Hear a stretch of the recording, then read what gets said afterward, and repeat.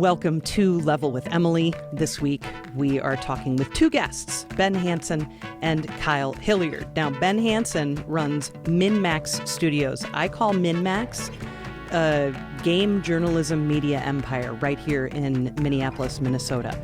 Ben and the MinnMax team, including Kyle Hilliard, create so much content all about games, trivia, and other events, all kinds of fun things around gaming. And the community that they've created is so positive and supportive. It's a really fantastic group of folks. And again, they make so much content. It's fantastic. I did just have a tiny brief cameo in a video log they just put up too, so you can find that on the MinnMax stuff. But in any event, Ben and Kyle worked together for years at Game Informer magazine, which also is published right here in Minneapolis. So that's how this connection works, and I'm sure how I initially met them. But they now are at MinnMax together. Kyle also is the mobile gaming editor for GameSpot, that website that I've been visiting since the beginning of web times. It's a great, fantastic gaming website. And so Kyle, as the mobile games editor, is really trying to elevate the conversation of mobile gaming. So we talk about that too, and what that even means in this conversation. Please do check out Ben and Kyle and everyone over at the MinnMax team. MinnMax.com. I'm kind of guessing, but I assume that's right. I probably should have looked that up before I said so, but MinnMax with two N's. And again, it's just a fantastic community, and they're great people. So much fun to chat with them. Please do join us on Discord to talk about this and other episodes, game audio, what you're playing, what your pets are up to. You can find the link to our Discord in the show notes. It doesn't cost you anything to join our Discord. And if you are able to support us financially, you can do so through Patreon, and you'll find us at patreon.com/level. All right, so Ben Hanson, Kyle Hilliard, we'll start off with some introductions, and then we just talk about all kinds of fun stuff. So glad to have them here in Minneapolis. That's really awesome, and I just love what they've built. And yeah, all right, well, off we go with Ben Hanson and Kyle Hilliard from MinnMax. Hey everybody, I'm Ben Hanson from MinnMax. MinnMax is a place about games, friends, and getting better. Kind of split off from Game Informer in 2019 and all that stuff. So some of us come from there, but we've been accruing new people to cover games and a lot more beyond it, and a whole podcast network and YouTube channel and all that fun stuff. Oh, and at Patreon, I guess that's the key thing, I suppose. Indeed. Kyle? Hi, I'm Kyle Hilliard. I work with Ben at MinnMax. He lets me do stuff there, and I'm grateful for that. And then my day job is at GameSpot.com, where I sort of handle the mobile section of that site. And Ben and I met working at Game Informer magazine. I was there for 8 years. So MinnMax and GameSpot today for me. Right, and people may not know that Game Informer is here in Minneapolis, so obviously you're both local fellas, and so that's a cool thing. First of all, I always imagine you guys living in one big house, which I know you don't, but well, in my head, I want you to have this like giant frat house where you all just work together and play games together and have fun. But yeah, it doesn't seem too far off. For a while, I mean, I lived with Kyle's brother for a couple of years or something, so it kind of feels like it's a circle. Yeah. And early on, we would all meet at Ben's house to do MinnMax stuff, and it is true. Yeah. And now it's really sold out. It's become a major corporation. I have a different house with a different dark basement that I occasionally invite people to. But yeah, it was very fun in those early days of like, just setting up a webcam in my living room. And then everybody kind of piles in, and Surreal tries to make himself comfortable on a lazy boy. And we stream the Jumanji video game back in right 2019. Yeah. So years ago, I mean, however many years ago it was that I was at your house. Is this a different house now that you have than the house do you remember me coming there years ago? Okay, Is this a different house? Go to the MinnMax show. Yep. Yeah. Same house, different house. So this is a different house now. Okay. A different house with a different dark, creepy basement that people are going into. But I don't know, where else do you put a studio? It's got to be in a dark, weird basement. I don't know. I mean, when you were looking for a new place, that was like on your checklist, right? Like the basement can't be nice and finished. Right. It has to be dark and dank and creepy. We searched Zillow for millions of spiders, and the new video popped up, and it's great. Oh my God, remind me never ever to go over if invited to that space. But yeah, I've been fortunate enough to be on the MinnMax show a time or two talking about music, which is fantastic. But I think there are so many fantastic things about MinnMax that I definitely want to make sure we cover. First of all, the insane amount of content that you produce it's so impressive, and you have so many different fun ways for people to be involved in what you do. You know what I mean? So do you want to just run through a couple of those things, like the main show and then some of the fun side projects you have? Well, thank you. You're far too kind. Yeah, so it's a whole network of shows, and it's a tough balance to try and find the right number of shows where we don't get burned out, but hopefully there's an avenue for everybody. You know, some people are really into Twitch streams, so we just launched we're rotating through monthly shows every Tuesday on Twitch. It's like, okay, Ana Diaz has a new show called Ana's Internet Cafe, and then there's Steam Secret Stash, where Sarah and usually Ana dive into absurd, weird, completely under the radar games released on Steam and just kind of sift through this chaos to try and find some gems. And we have like a tabletop show and all that stuff. But yeah, for our main shows, the MinnMax Show podcast is kind of the flagship show. It's like the biggest show, but I feel like it's the most boring. Is that fair, Kyle? Like, it's a video no, you're underselling. You're really hurting it. We're trying to reach a new audience here. You're right. The MinnMax Show is the best show on the internet, period. I think it's a good video game podcast. It is. It's very good. We put timestamps in there, and it's family friendly, so we get a lot of comments of people that like to listen around their kids or like driving their kids to school every morning, and so that's always a nice thing. Except every once in a while. Kyle, stop me from undercutting every show that we're talking about here. I mean, the thing that you're getting at is it's like a weekly video game show, so it's like, and the topics are very broad and timely, right? We're talking about what's happening during that week mostly, but then we like to also branch off and just talk about whatever we're passionate about at that time. It's just the reason I think Hanson is like tepid about it is because it's kind of hard to sell in one sentence, right? It's like it's a good video game podcast. I would very community focused, because the entire back half of every show we have community questions, and now that we are on Patreon, we have so many really engaged community members, and the questions they come up with are so smart. Like every week, it's just going through hundreds of questions to get down to the best of the best, and all of them are just incredible. So hopefully by the time the show airs, it's the absolute best community question segment on any podcast ever. But so that's our main show, and then I think we're probably most well known. Well, there's a couple things maybe, but maybe one of them is for the Deepest Dive. Series that we do, where it's a huge community game club where we get everybody from the Patreon to submit their thoughts on a game, or sometimes something beyond a game, where we break things up into multiple chunks and go through each chunk and discuss it in as thorough as detail as possible while still having fun. So I think the Final Fantasy VII remake, I think that Deepest Dive altogether was like 14 hours. But it's fun. I know it sounds just like a slog, but when you're collecting hundreds and hundreds of community comments and getting them down to the best, and then we're just talking about these exquisite details of these exquisite games, I like to say that it's giving these games the discussions they deserve, and then sometimes we extend beyond that. Like we did one that I really loved, where it was the deepest dive on The Thing. Yes. So we read the original short story, then we watched the original 50s movie, then of course the 1982 classic, and then talked about the video game, then the prequel film from 2011, and then we ran down every comic book ever based on The Thing, which is like just a delightful rabbit hole. So that's the deepest dive. That's a fun show. And then I think maybe our third biggest show is a show called Trivia Tower, which is a video game trivia show that we air every month, where we have a rotating guest come through.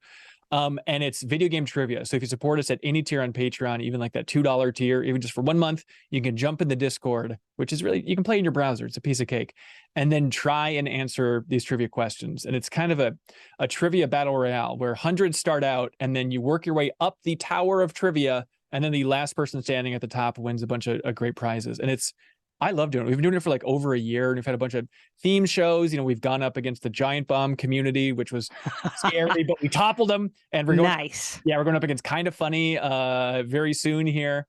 And so it's a fun way to like reach out to the community, wider gaming, landscape. And then also, I am just stunned by the knowledge of these people.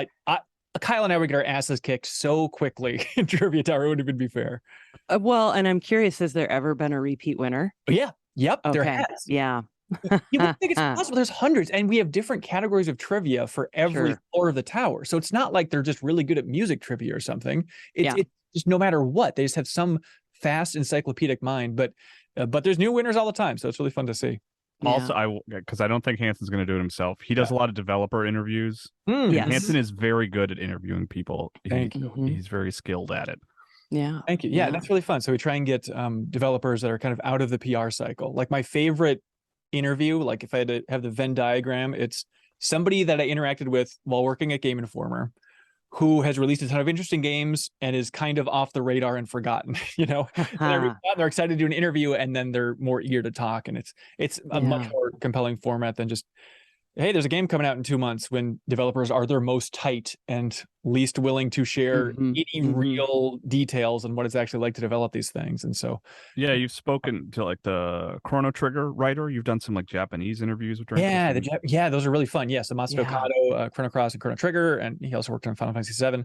And then, another big Japanese one that was really fun was the director of Super Mario RPG. And then he also worked on the Mario and Luigi series, Final Fantasy IV. And so it's kind of this real good old timers that have stories to tell that it hasn't really gotten out there too much. So it's fun. Yeah.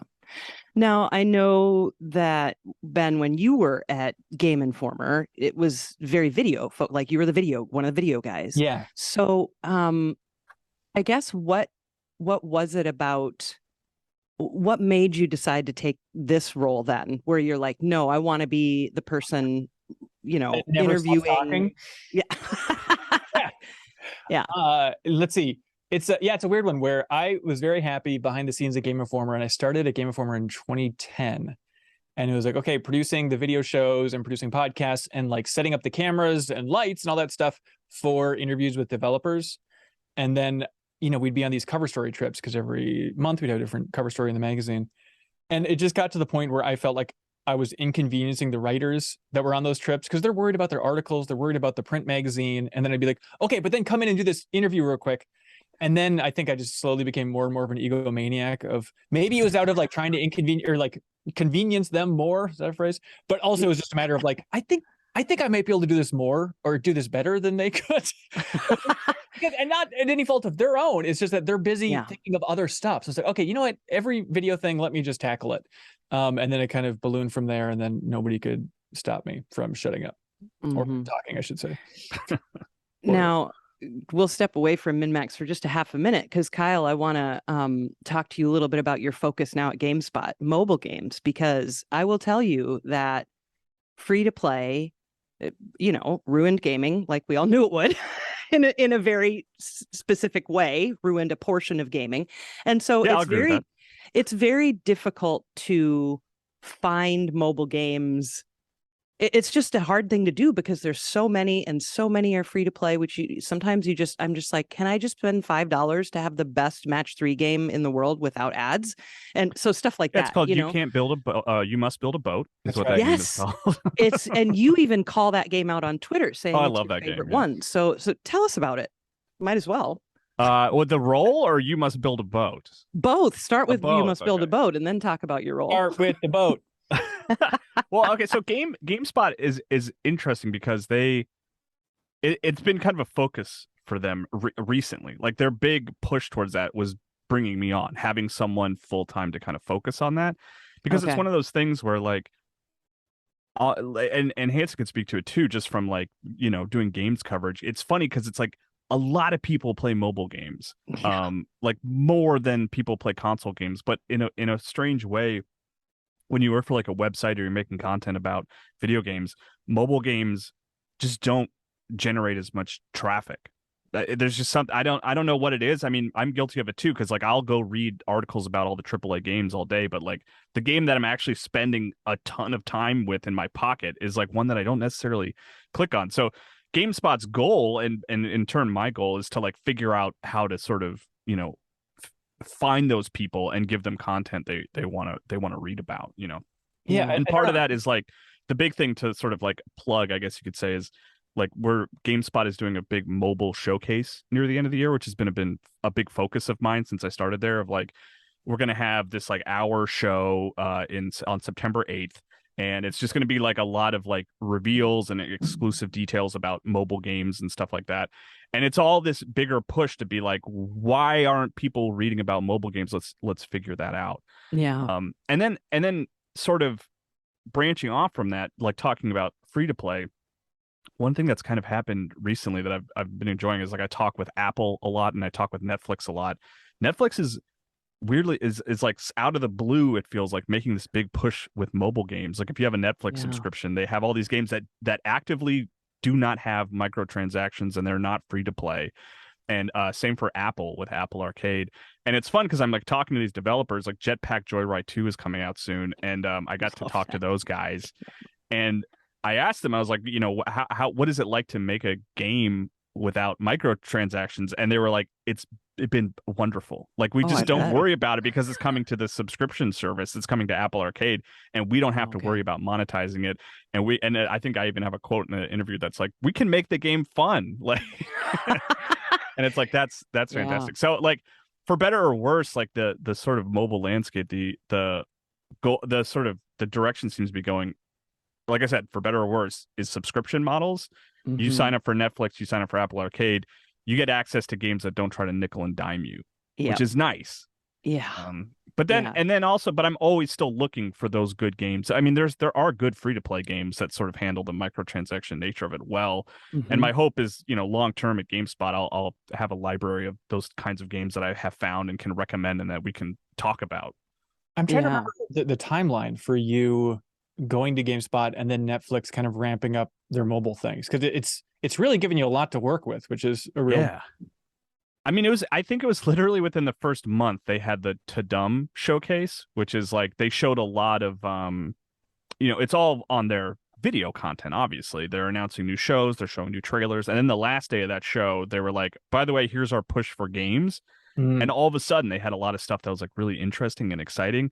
And they released Point P, which is from the creator of Downwell, and it was like this totally you know, no microtransactions, no monetization. It's just this great mobile game about like climbing this tower that feels really good. And I feel like that was like this starting line for me where I was like, where's Netflix coming from with this? They got the creator of Downwell to make a game for them, and now Into the Breach is available through Netflix, which is a great game and works really well on mobile. And Before Your Eyes is another really great game that I've played the mobile version a little bit. Like it works well. It's a game. Are you familiar with this game, Emily? Before Your Eyes? I'm not. No. It's the best. It's the best. It's a game. It's not super long, and it's this narrative about just you see the life of this child, and the way the game works is it uses your camera, and it looks at your eyes, and when you blink in the game, you sort of jump forward in the child's life. So you see the course of their life by blinking, and it is absolutely devastating. It will destroy you. It's funny. We talked. It came out on PC last year, and Hanson in particular like really sung its praises and really enjoyed it. Yeah. I didn't actually play it until it was right about to come out for mobile. Like that's when I finally sat down and played. I had an interview with them, and I was like, I need to play this game before I talk to them. So I sat down and played it at my desk. My wife was sitting next to me. This is like 10 o'clock in the morning. I'm just crying at my desk. I'm just sobbing. And I'm just like, well, and she's like, what's wrong? Are you okay? And I'm like, I just played this game that just absolutely gutted me. And I got to think of some questions and talk to the developers in about an hour. So it's like one of the greatest interactive metaphors in gaming of all time. I think that idea of like, okay, you're a little kid and you're listening to your parents talk at the kitchen table. And if you blink once, suddenly you're a teenager, you know, and it'll just like keep advancing through that time. It is such a wild idea. Wow. I mean, that's exactly what life is like, right? I mean, that's the point. Yeah. God. And if you have a Netflix subscription, it's you can play it on your phone, which is cool. And I will. Yeah. And there's and then Night School, like Netflix owns them now. So like Oxenfree 2, I'd have to imagine. Have they said that that's going to be an exclusive to Netflix or anything like that? They haven't, to my knowledge. I don't think they said if it's going to be an exclusive or not. Okay. Yeah. That's a biggie on the horizon for sure. Yeah. I feel like it's become this like Netflix praising segment, but it's impressive what they're doing with their games. It's Well, interesting, and and it feels like it came out of nowhere. Yeah. Well, and that it does definitely. You're like, wow, Netflix is making amazing games, because I have seen articles about this, about how, they're really doing things right, which is great. And it seems like they need to have some kind of successful business model lately. So that's good. But I just, again, it's just so refreshing to know that there are places to find engaging, smart, just well-developed games on a mobile device. I mean, what else are you going to do at the doctor's office, right? Or post office, or when you're just tired of work and you want a break and you don't want to turn on the console or the PC. I mean, it's awesome. I love it. I love it.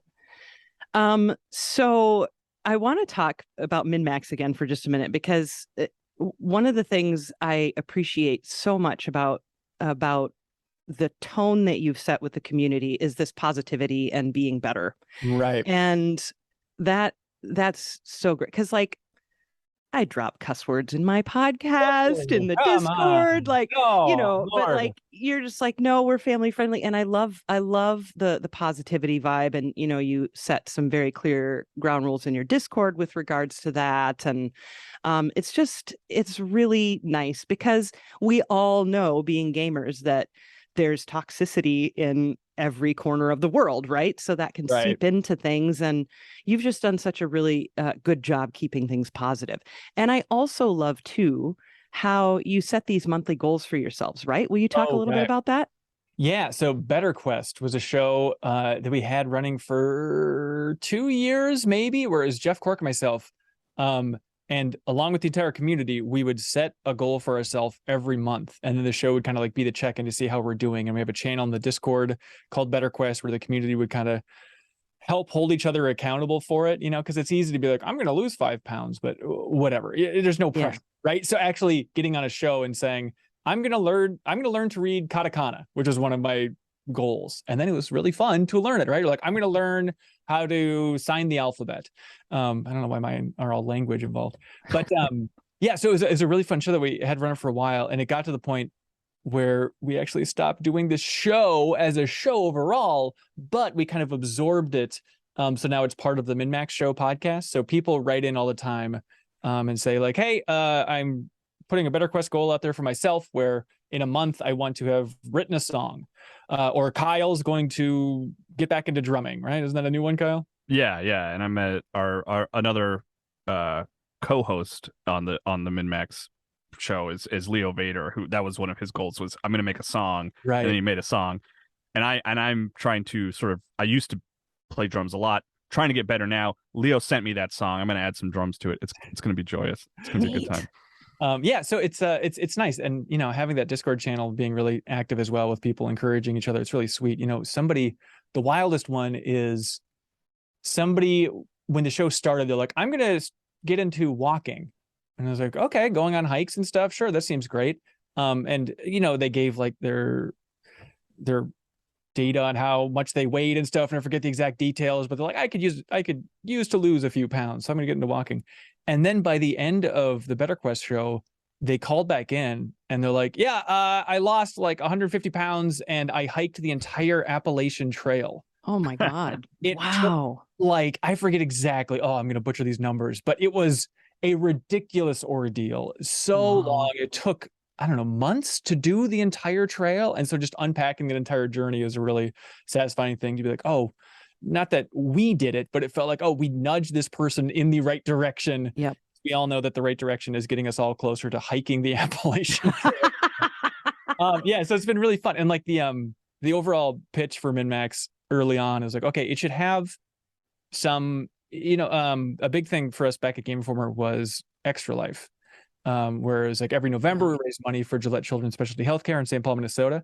And so we still do that here at MinnMax. But I remember just the vibes were always so great around those charity drives at Game Informer that I remember when founding MinnMax, it's like, oh, the more we can kind of incorporate that spirit of positivity, I think the better off we'll be as a big community here. And so early on, it was like, okay, what is MinnMax about? I don't know. You have to have some sort of tentpole thing. So it's like, okay, games, friends, and getting better. That seems good and generic enough. Let's do it.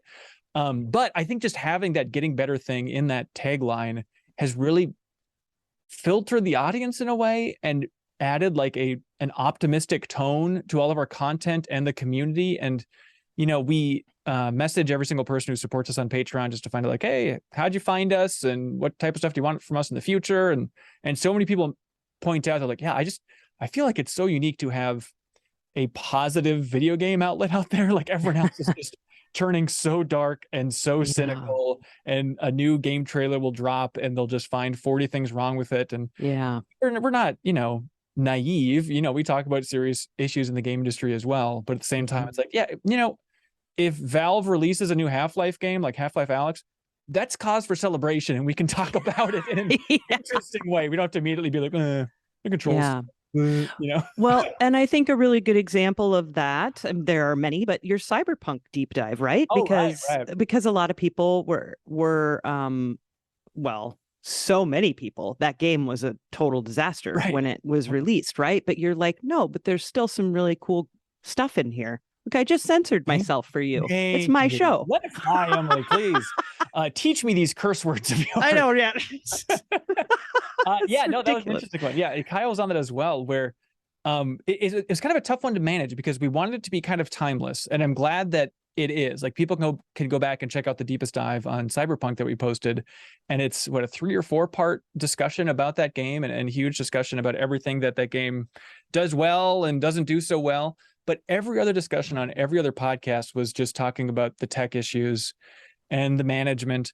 And it's like, hey, a lot of developers poured their lives into this thing, probably too much with the amount of crunch going on over there at CD Projekt Red. And so it's worth talking about like what they actually built. What are the ideas they're working with here? How are the systems working together? And at the same time, again, not trying to just sugarcoat everything. It's also, I remember early on in an episode talked about like, it's unforgivable that they released it in the state that they did. Like management and what they pulled over there. It's completely unforgivable that thing then got pulled from PlayStation stores. It is ridiculous.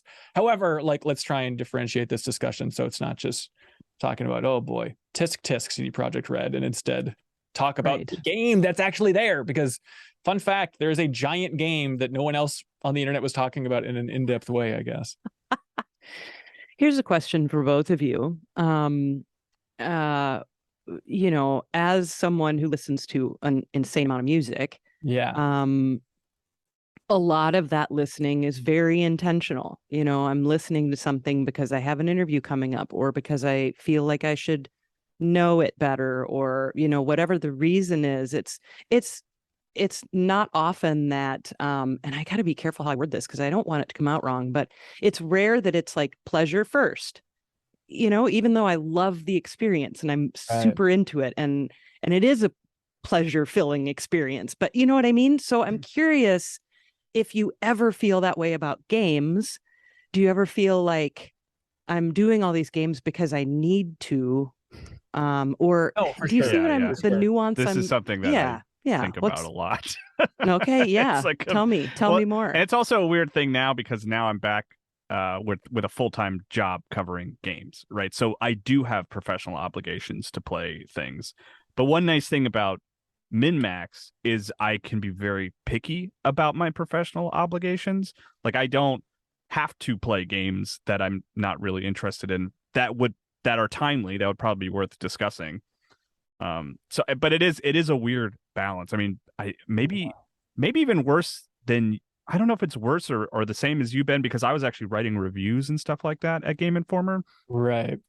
It is. I mean, I still love video games and I still get really excited about them, even if it's something that like I am playing with the intention to be like, I want to play this to talk about it on MinnMax and I don't want to think about it analytically. It is hard for me to play a game totally for pleasure and not think about it critically or analytically. And it's like, I'm fine with that. I kind of like examining the industry. I found there was a period of time where I was still doing MinnMax, but I was actually working for a game publisher and I really had very few professional obligations to play games, but I still like would pick, that's when I was like really getting into Elden Ring and I was still playing that a lot and still thinking about it critically. And I enjoy that process because I enjoy thinking about games as like pieces of art, but it is a weird balance that I do think about a lot of like, am I doing this because I want to or because I need to, or like what's the percentages there? Is it 20 need, 80 have to? So it's tough. Yeah, I think eventually I just get addicted to taking notes on way too many things. Like I feel guilty now if I'm playing a game and not taking notes. Like I should be doing something with this. Or if I watch a movie and then I don't take notes anywhere, I don't have a very in-depth discussion, I just feel like, well, what's the point? Like you have to unpack it. Content. I guess. Yeah. And so it is interesting with MinnMax because it's a different kind of outlet, right? Like I'm the only person full time. And then with the amount of funding we have now, we can contract out with a handful of folks. So there's like 5 other people at the cohort level. And then we have contributors as well, like Kelsey Lewin and Jacob Geller and Ana Diaz. And then we have a couple other folks outside of there, like Crossfade, our music podcast, which Emily was on talking about Bjork. Yeah. I'm sorry, Bjork. I'm sorry, right? Bjork, like jerk. Okay. Yep. Good episode. I got it right. I listened to the episode. And so it is an interesting one where we can't afford to be on the review beat. You know, we can't afford to be like Leo Vader. Your job is to sit down and play through this game, and we don't care if you like it or not, because we need a review up right when embargo lifts. And it's not fun, you know? Yeah. And especially you realize like we don't need to do it. Like we have enough people in our orbit now where we'll always have something to talk about. And so hopefully, Kyle, this messaging has gone okay, but it's very much in the tone of like, play what you're passionate about, don't burn yourself out, and we'll find something to talk about, you know? And usually there's still new game codes floating around and people are interested in something where we can cobble together a podcast and still be relevant enough. You know, we might not get to Xenoblade Chronicles 3 until a couple weeks after it releases, but there's plenty of people playing then, you know? So I think it works out okay if every once in a while we have a chunk on the podcast where it's like, yeah, Sarah Pazorski wanted to play Final Fantasy 15, so we're just going to talk about that for a bit instead of like, the embargo lifted on 2 Point Campus, where's a review? Like, it doesn't seem sustainable for an organization of our size, you know? Well, yeah. And it's just, again, it changes the intention of everything, right? Because like you're saying, you want to be following the passion part of it. Right. And it's hard to do that if you're deadlining it all the time. Yeah, for sure. And I mean, that's something that I think maybe a lot of folks don't realize. And Kyle, you've seen it at multiple places now with GameSpot and Game Informer, but just like that pressure for reviews, it can really wear people down, I think. And it seems like the industry is getting a lot better with that. I think Tamura over at GameSpot seems like a real champion from what I've heard for saying, hey, everybody, take your time. I can corroborate that. He's my, my boss. He handles reviews at GameSpot. He is very much, which I like agreeing with Hanson. I'm seeing it more and more outlets where it's like, just, it's fine. If it's not ready for deadline, like just take a couple extra days. It's not a big deal, you know?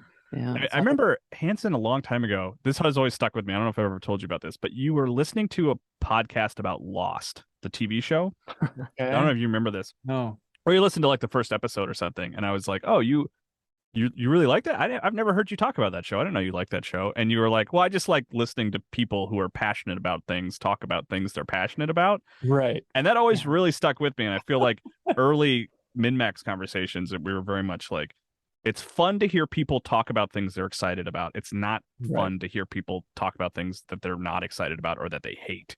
And so like that's always been sort of in the back of my mind the thing that's is like defines MinnMax for me, is like, let's make sure we're talking about things we're excited about.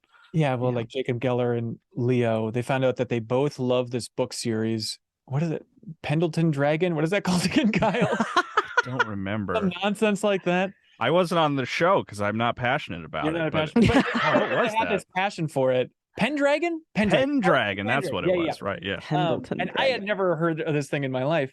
But then they just recorded a bonus podcast that was like, I don't know, an hour and a half of them just waxing poetic about this fantasy, series of books for kids. And I listened to it and I loved it. And it's the beauty of Patreon, I guess, is like, well, we'll put it up behind the Patreon wall. If you want to listen to it, you can. And like, then people come out of the woodwork and they're like, hey, I love Pendragon, and now I'm going to support you on Patreon because you're the only outlet out there that's giving Pendragon any love.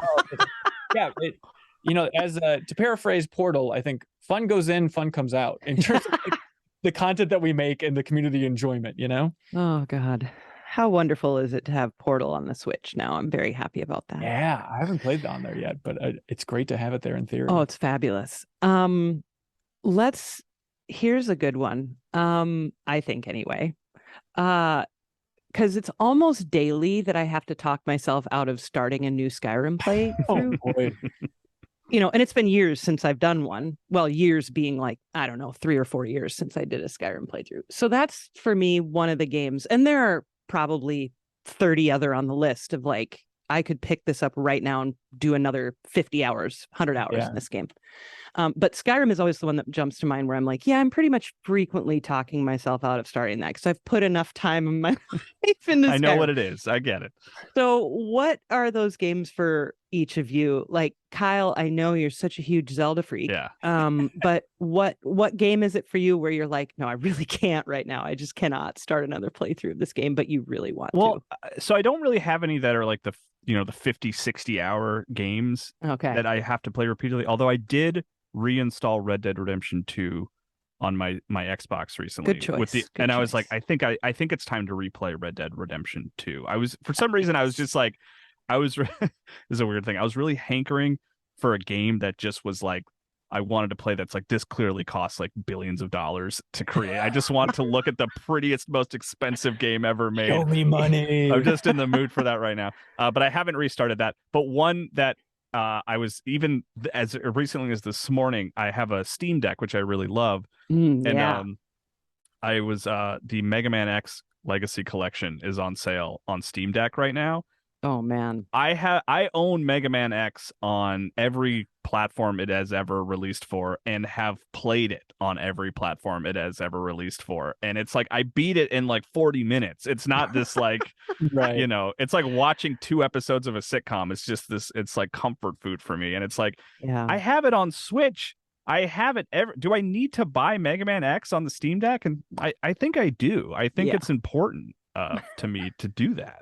So I'll be downloading Mega Man X again for the 19th time. Do you think if we ever did like the deepest dive of Mega Man X, you'd even have that much to say? Or is it just you have muscle memory and it's all just a blur after that? No, I would totally have a lot to say.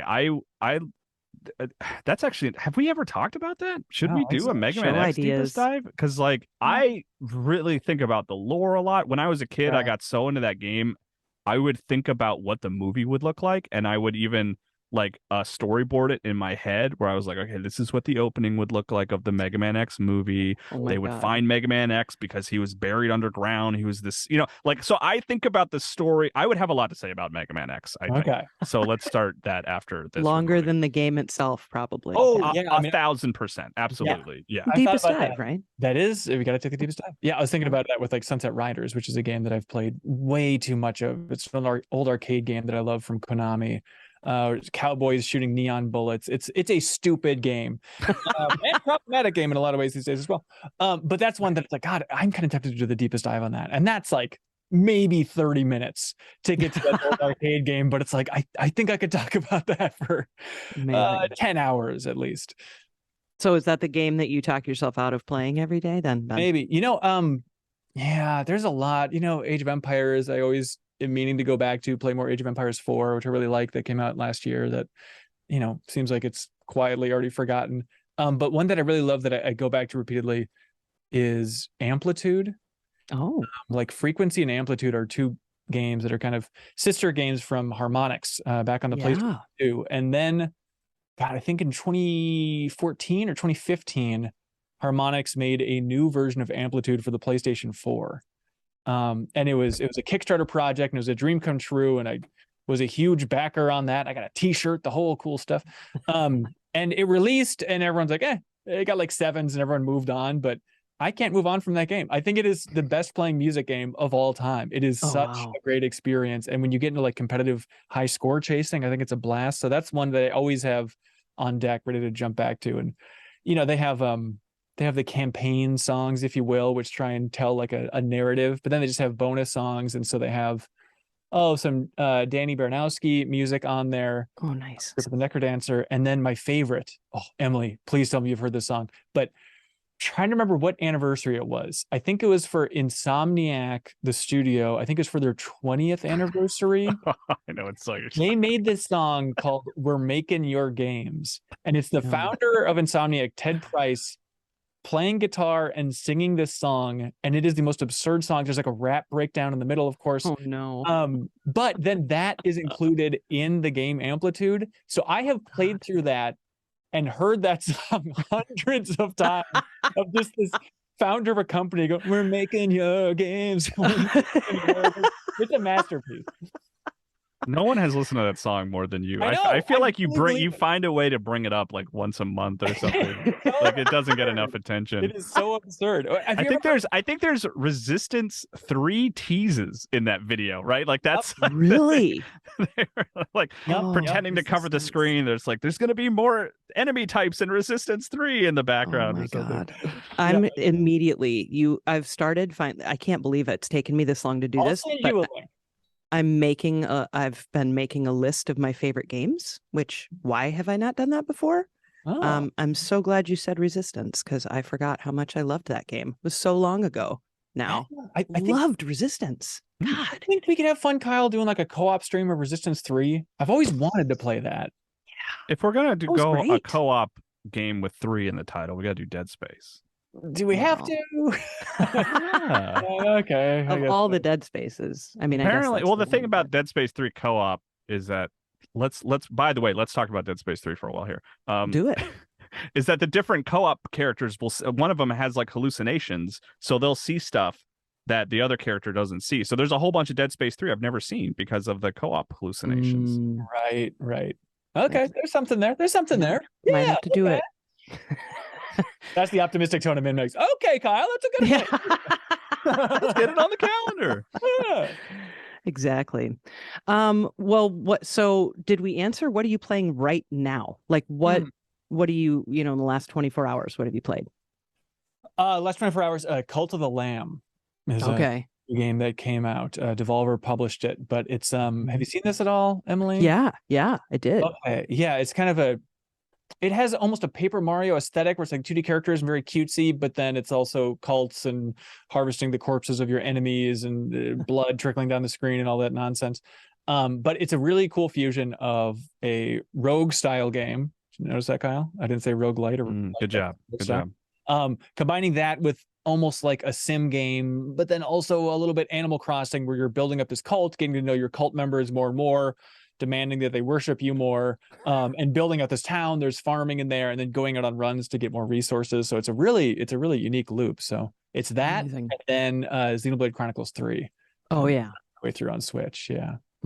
Kyle, how about you?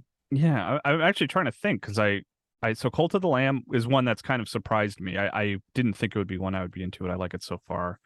And what else have I been playing lately? I haven't been diving deep into a lot of games the last week because I've been renovating a bathroom, which is nice. a game in itself. Very cool. So yeah, mostly Cult of the Lamb. Oh yeah, and then of course, Metal Gear Survive. Been playing that a lot on my Steam Deck. You're still playing that? Well, admittedly, I hit a bit of a wall where like the sort of you are trying to survive and you're building this sort of base. And there's a point in the game where the base kind of gets wiped out and you move to a different section.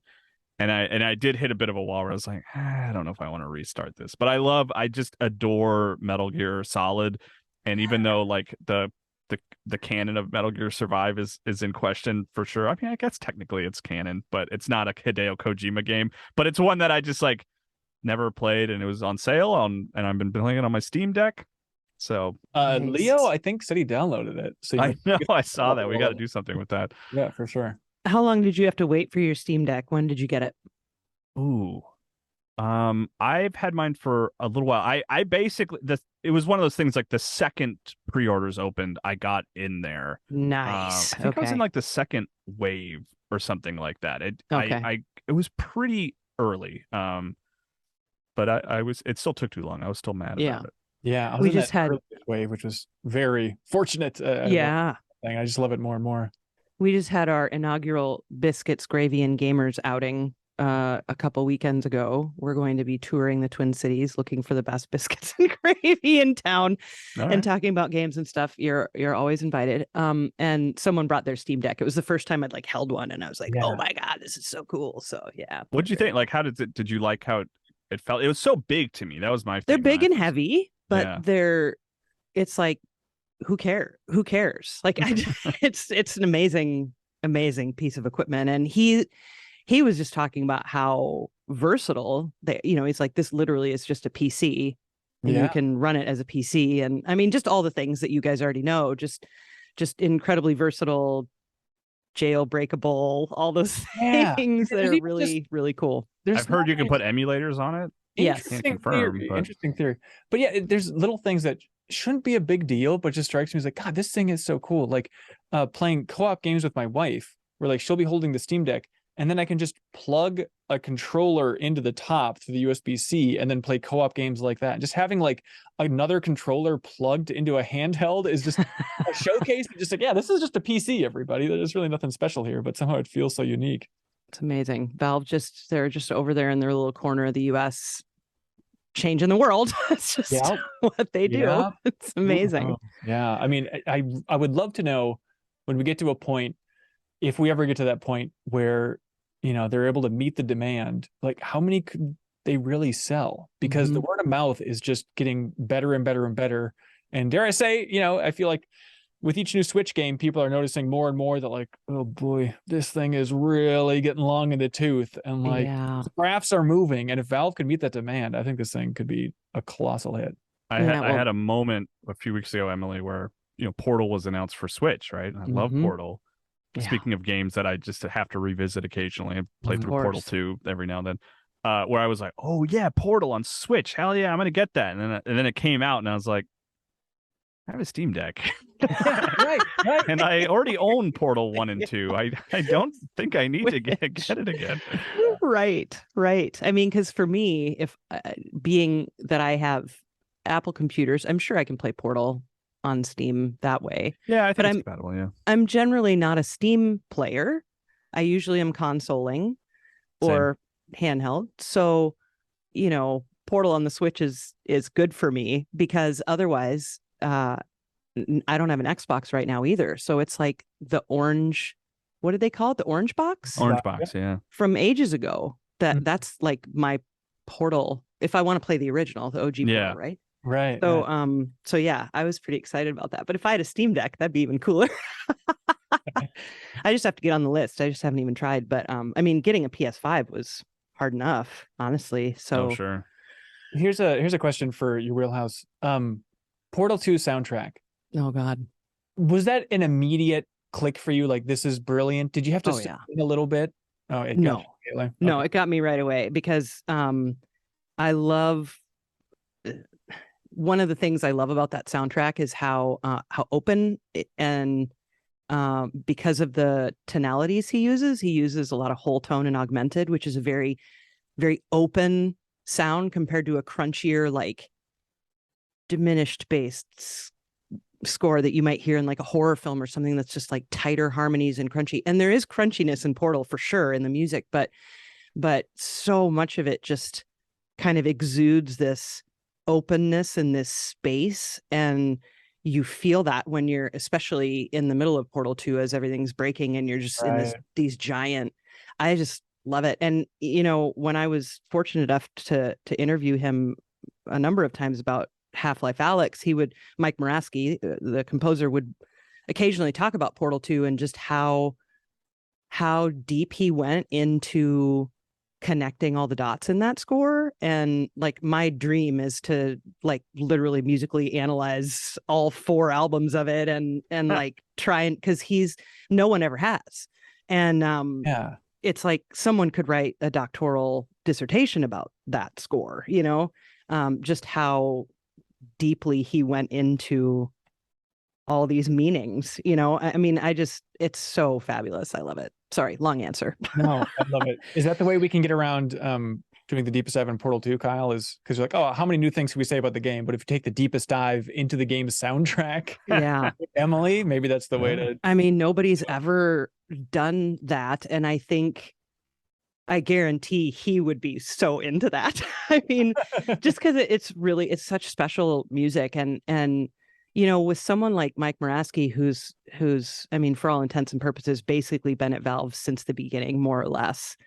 I mean, and he's just so into the lore of those stories too. It's like he's not just a composer for Valve. He's like part of the team, and he's a programmer, and just how they work there. Everybody's always collaborating on stuff. And I mean, it's just, that would be amazing. That would be an amazing deep dive. Yeah.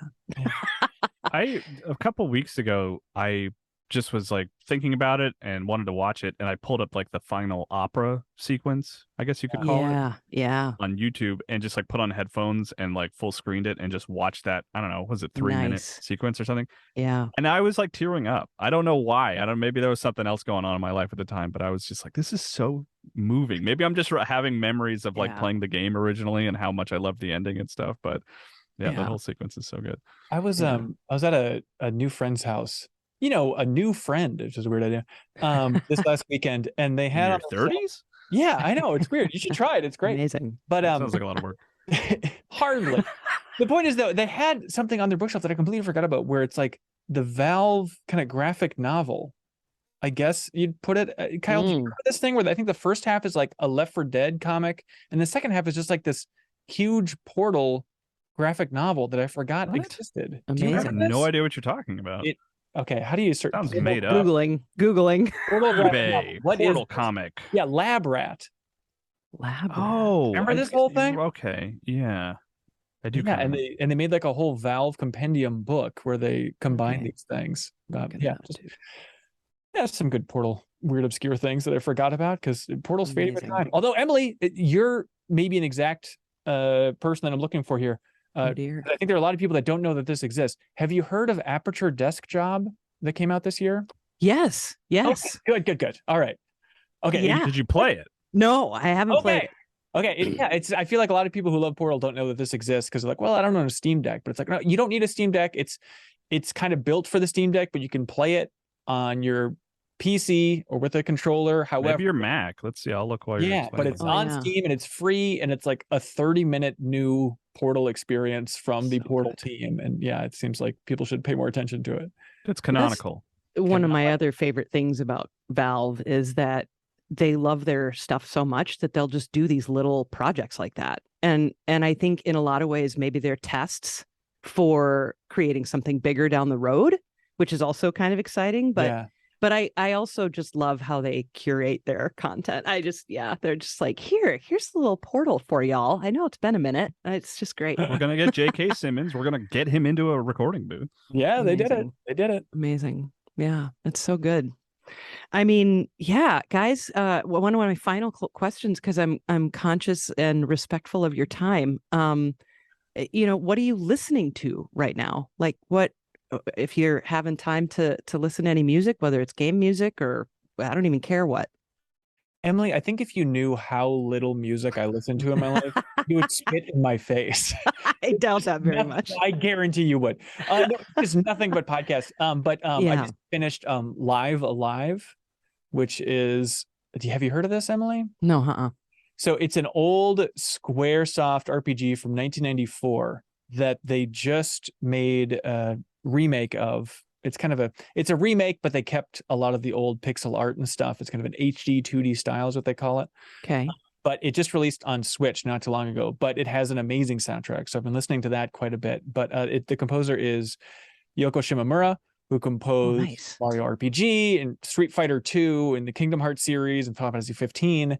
This was like a huge early work from her. And the fascinating thing is that the game itself is like a series of vignettes. So you start out and it's like, hey, here's just 7 characters on the screen. Choose which RPG story you want to check out. It's like, okay, I could go to ancient China. I could go to a near future Japan. I could go to tell a caveman story. Here's a Wild West story. And they're all just kind of like 2-hour RPG experiences. Oh, cool. But it just lets her kind of go nuts with the music and get a full range. And so, I assume you like Undertale soundtrack? Oh, yeah. Okay, so help me out. I always get the names wrong. Megalovania. Is that the huge?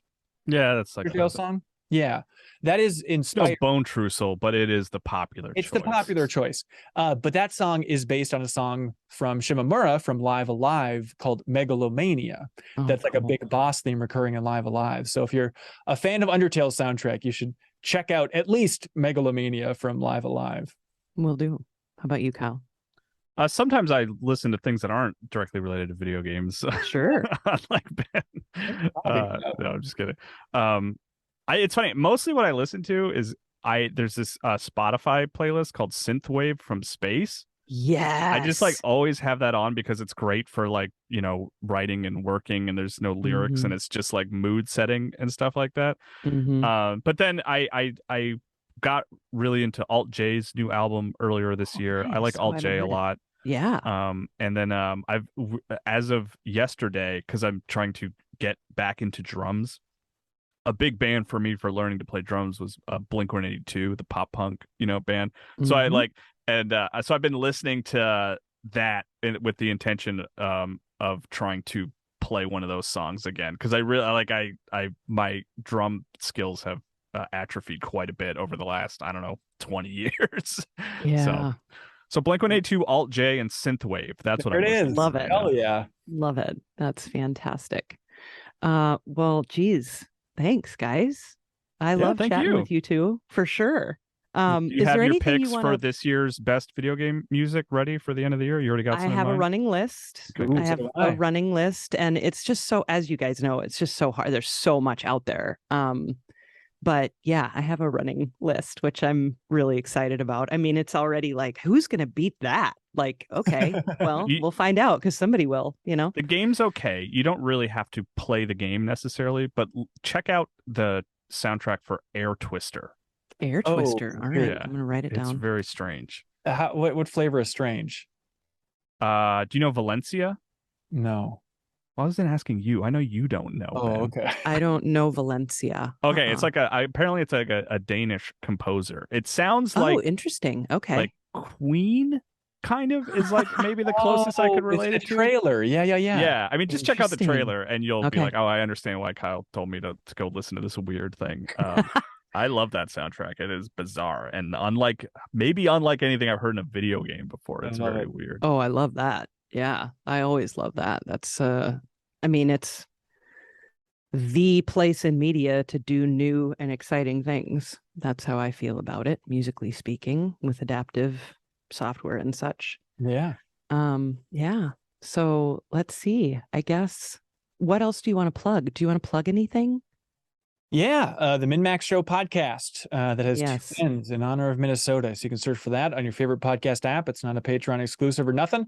So you can check that out. And then if you want to go a little bit deeper down the rabbit hole, you can check out MinnMax with 2 ends again on YouTube, youtube.com/MinnMax, because we got a ton of shows rolling out there. Kyle, how about you? Crossfade too. Don't forget Crossfade. Our music podcast, Crossfade, which Emily has been on, Kyle's been on, I've been on. Yeah, I guess Kyle talked about Blink-182. I talked about Brown. Emily talked about Bjork. We all hit our beats. If you're meeting me from this episode, you'll just think I'm like the biggest Blink-182 nut. I know. You did talk about them on this week's episode of the MinnMax Show podcast as well. So really, I'm not saying I'm not. I'm saying you'll think I am. Yeah. He's also really into the alien scene from the main singer and all that. Oh yeah, his new movie. He directed a movie recently. What's that guy's name again? Tom DeLonge. Tom DeLonge. I like to pronounce it Tom DeLonge. Okay, that's kind of how he sings. That's fun. I watched this interview with him on Steve-O's podcast. Oh God, and he's taking credit for the government releasing that UFO footage. I'm sorry, UAP, whatever the hell they want to call it, footage. He's saying that he got the ball rolling for being released, which is a big, bold claim, but he might be right.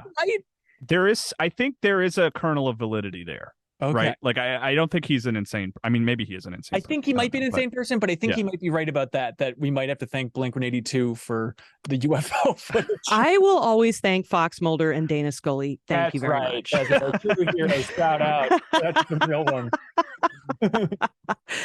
All right, guys. Oh, and Kyle, where can people find you at GameSpot? Just GameSpot. Just click the mobile section of the site. Honestly, that's cool. You'll find a lot of my stuff there. Appreciate it. I do a lot of stuff over there. Yeah, just check out GameSpot and you can find me. And then MinnMax. MinnMax is for sure. MinnMax all day. Our Minnesota proudness shining through. Did we say MinnMax? 2 ends. Yes. We hit it. MinnMax. Yeah, we have Janet Garcia, who lives in California, and she's coming to visit us very soon here because we hit a Patreon goal. And so we're going to make a whole travelogue showing off the beautiful sights and sounds of Minnesota because she's never been here before. So look forward to that. Oh my God. Oh, I will. We have a Minnesota love. I just made it a couple weeks ago because I'm like, God, I just post way too many amazing pictures of Minnesota. I'm like, I'm just going to make a separate channel if you guys are sick from out of state, sick of seeing all these pictures, because I just love it here. I would have 1,000 ideas of where you should take her, but Hey, we'll take them. Good times. Go to Matt's. I live right around the corner from Matt's. So Ooh, hell yeah. Get some Juicy Lucy's there. Sure. All right, fellas. Well, thanks so much for your time today. Really nice to chat with you, and, looking forward to the end of the year. It'll be fun. Thanks for having us on, Emily.